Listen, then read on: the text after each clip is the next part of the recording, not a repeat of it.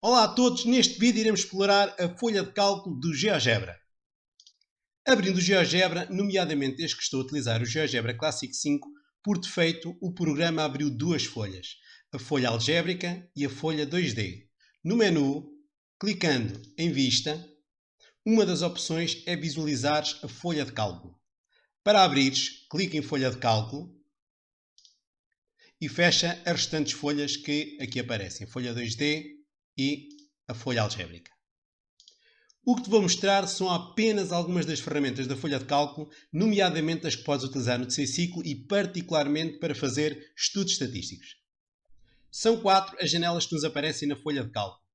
A primeira serve apenas para mover, selecionar a informação que pretendermos. A segunda serve para fazer análises e cálculos. Nós, para efeitos de estudos estatísticos, iremos utilizar a análise univariada e multivariada, a primeira e a terceira subjanela, sendo que as outras não terão informações relevantes ou funcionalidades relevantes para estudos estatísticos no terceiro ciclo. A quarta não tem funcionalidades para estudos estatísticos terceiro ciclo, por isso não iremos estar a trabalhar. E iremos explorar então as funcionalidades da última janela, que se chama Soma.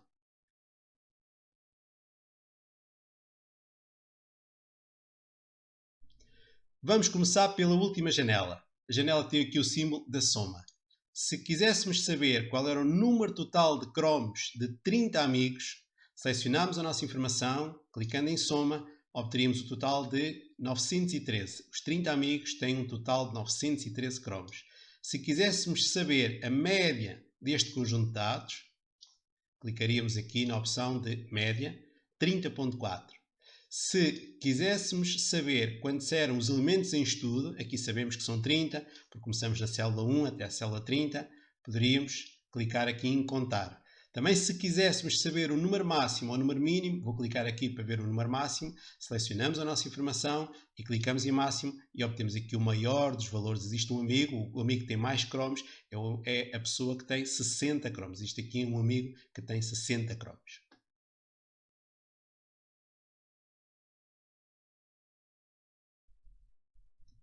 Como estamos a trabalhar com dados quantitativos discretos, mas existe uma grande diferença entre o amigo que tem menos cromos, que é 12, e o amigo que tem mais cromos, que é 60, não seria possível nem prático estarmos a estudar os elementos separadamente, mas sim teremos que estudá-los em dados agrupados em classes. Com estes dados, teríamos alguma dificuldade em escolher quantas classes e posteriormente desenhar o seu histograma, mas com o GeoGebra isto torna-se muito simples.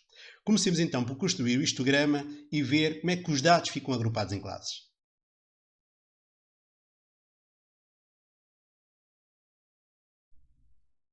Para construir o nosso histograma, começamos então por selecionar o número de cromos que cada um dos 30 amigos tem.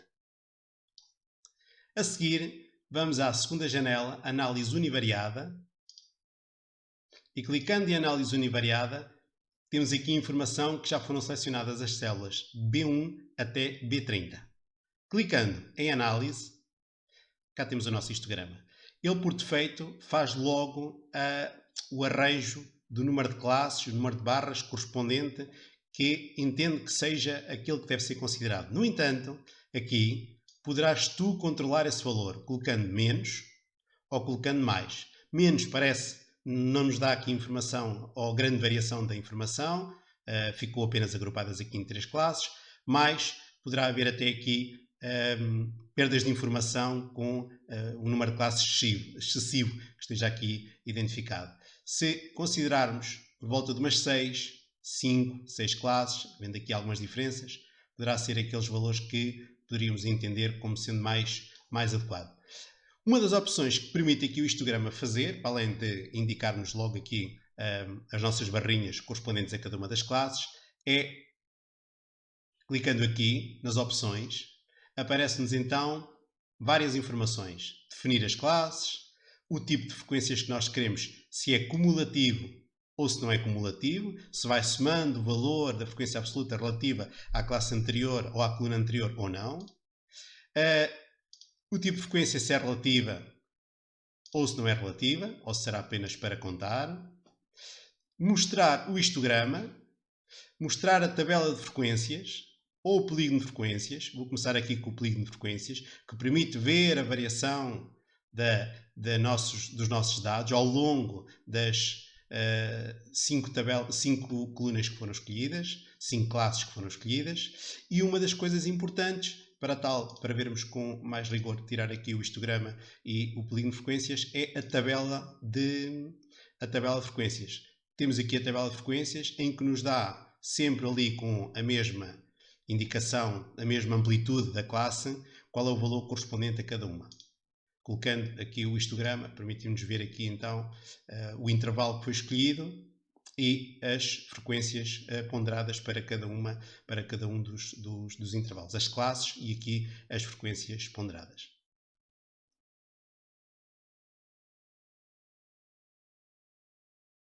Uma outra representação gráfica pode ser considerada é o diagrama de extremos e quartis. Perguntou-se aos alunos de uma turma quantas vezes é que eles faziam desporto por semana, e as respostas obtidas foram estas que aqui estão. Para obtermos o nosso diagrama de extremos e quartis, temos que fazer o seguinte, outra vez o mesmo caminho. Vamos à análise univariada,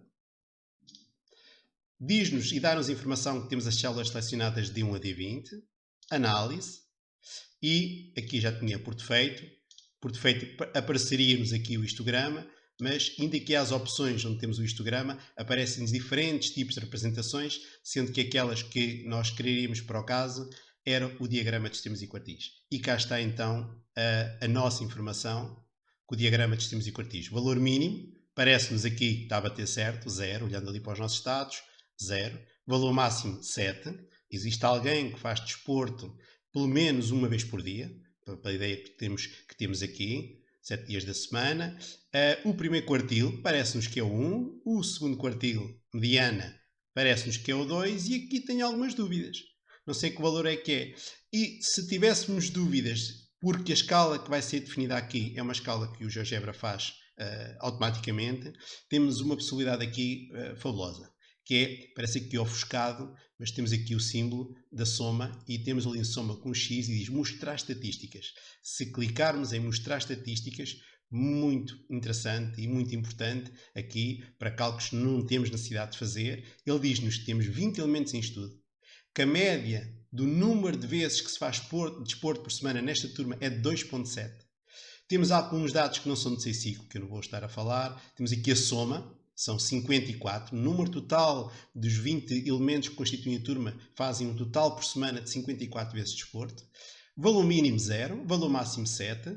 Confirma-se que o primeiro quartil é 1, confirma-se que a mediana, o segundo quartil é o 2 e o terceiro quartil, então, pelos vistos era mesmo a meio, então seria 4.5. Este conjunto de estatísticas que aparece aqui, sendo que estas que eu disse, aquelas mais utilizadas no ciclo, de extrema importância, principalmente quando não conseguimos ver com exatidão qual é o valor do primeiro quartil, do segundo ou do terceiro quartil. Vamos supor que um dos elementos em estudo disse, ou erradamente, ou confirma-se, por ser um atleta de alta competição, que não fazia, este tinha aqui com indicação de 7 vezes por semana, não fazia 7 vezes por semana desporto, mas sim 14. Vamos ver o que acontece aqui no nosso gráfico. O nosso gráfico fez aqui uma coisa que é muito interessante. É a indicação desta cruz aqui no 14, ignora pura e simplesmente aquele valor, okay?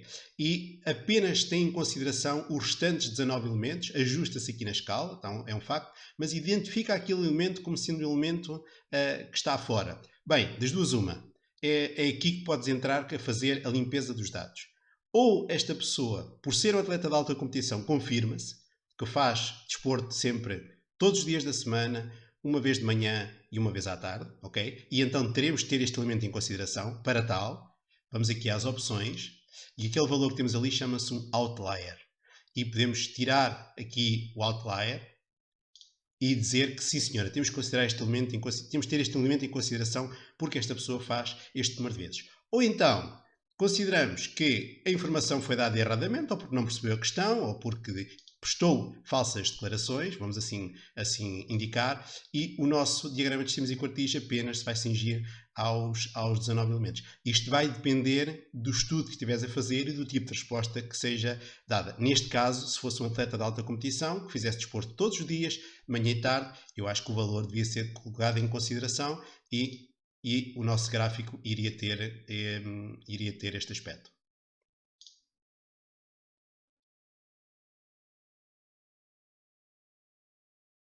Uma outra representação gráfica que se pode utilizar é o bem conhecido diagrama de caulifolhas. Vamos selecionar novamente ali o número de cromos dos 30 amigos. Novamente, análise univariada.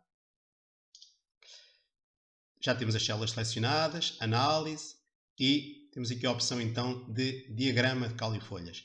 E cá está a nossa representação, indicando que 3 amigos têm entre 10 a 20, não incluindo 20, obviamente, número de cromos, os amigos que têm os 20 e tal cromos, os amigos que têm os 30 e tal cromos, os amigos que têm os 40 e tal cromos, não existe nenhum com 50, existe então um amigo que tinha mais, que tem 60 cromos.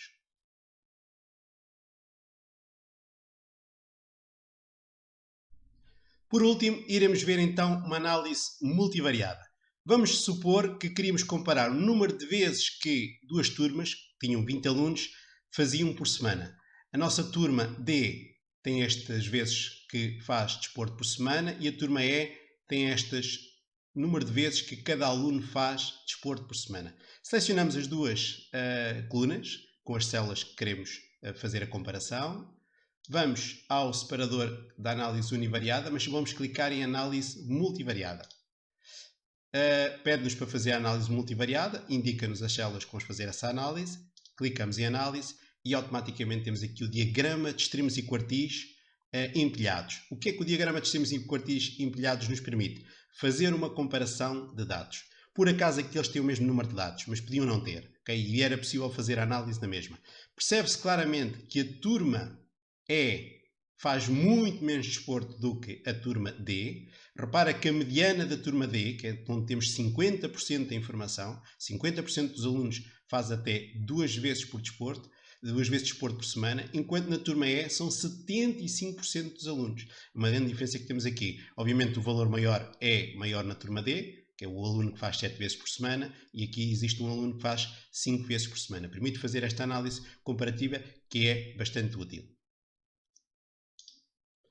E é tudo. Espero que esta análise da folha de cálculo de GeoGebra te permita ajudar nos teus estudos estatísticos. Até um próximo vídeo.